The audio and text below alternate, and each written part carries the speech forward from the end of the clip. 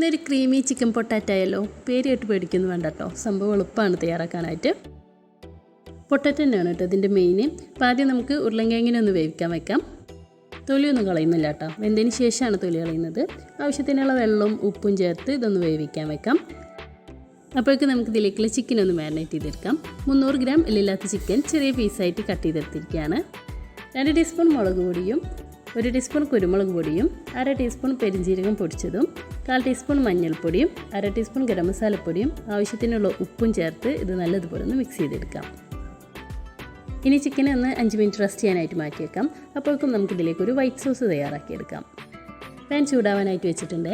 ഇനി ഇതിലേക്ക് 2 table spoon ബട്ടറും പിന്നെ 1 ടീസ്പൂൺ വെളുത്തുള്ളിയും 1 ടീസ്പൂൺ റെഡ് ചില്ലി ഫ്ലേക്സും ചേർത്തൊന്ന് മൂപ്പിച്ചെടുക്കാം. ബട്ടറും ഉണക്കമുളകൊക്കെ മൂത്ത് വരുമ്പോൾ നല്ലൊരു സ്മെല്ലാണ് കേട്ടോ. അപ്പോൾ ഇതിലേക്ക് 2 ടേബിൾ സ്പൂൺ മൈദയും 1/2 കപ്പ് പാലും ചേർത്ത് നല്ലതുപോലെ ഒന്ന് മിക്സ് ചെയ്തെടുക്കുക.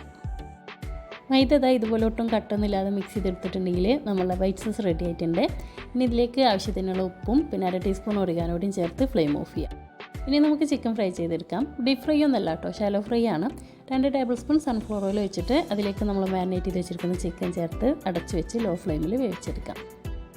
അപ്പോഴേക്കും നമ്മൾ ഉരുളൻകിഴങ്ങ് വെന്ത് വന്നിട്ടുണ്ട്. ഇനി ഇതിൻ്റെ തൊലി കളഞ്ഞിട്ട് ചെറിയ പീസായിട്ട് കട്ട് ചെയ്തെടുക്കാം. അതുപോലെ തന്നെ ഒരു സവോളയും പിന്നെ ഒരു ക്യാപ്സിക്കം ചെറിയ പീസായിട്ട് കട്ട് ചെയ്തെടുക്കുന്നുണ്ട്. അതിൻ്റെ ഇടയിൽ ചിക്കൻ ഇളക്കി കൊടുക്കാൻ മറക്കണ്ട കേട്ടോ, അടി പിടിക്കാൻ ചാൻസ് ഉണ്ട്. പിന്നെ നമ്മൾ കട്ട് ചെയ്ത് വെച്ചിരിക്കുന്ന വെജിറ്റബിൾസും പിന്നെ 1 ടീസ്പൂൺ കുരുമുളക് പൊടിയും ആവശ്യത്തിനുള്ള ഉപ്പും ചേർത്ത് ഇത് നല്ലതുപോലെ ഒന്ന് മിക്സ് ചെയ്തെടുക്കുക. ഇതെല്ലാം കൂടി നല്ലതുപോലെ ഒന്ന് മിക്സ് ചെയ്തതിന് ശേഷം ഇതൊരു ലെയർ പോലെ ഇങ്ങനെ പരത്തി വെച്ച് കൊടുക്കുക. ഇനി അടുത്ത ലെയർ പോലെ നമ്മൾ തയ്യാറാക്കി വെച്ചിട്ടുള്ള വൈറ്റ് സോസും സ്പ്രെഡ് ചെയ്തതിന് ശേഷം 1-2 ടീസ്പൂൺ ടൊമാറ്റോ സോസും പിന്നെ ചീസ് കൂടിയും ചേർത്ത് കൊടുക്കുന്നുണ്ട്. ഇനി ഇത് അടച്ച് വെച്ച് ലോ ഫ്ലെയിമിൽ വേവിച്ചെടുക്കാം. അടി പിടിക്കാതിരിക്കുക ഇതുപോലെ ഒരു പാൻ വെച്ച് കൊടുക്കുന്നുണ്ട്.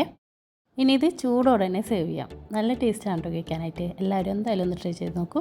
പിന്നെ ഡീറ്റെയിൽ വീഡിയോക്കായി മോംസ് കിച്ചൺ ചാനൽ വിസിറ്റ് ചെയ്യാൻ മറക്കണ്ട കേട്ടോ.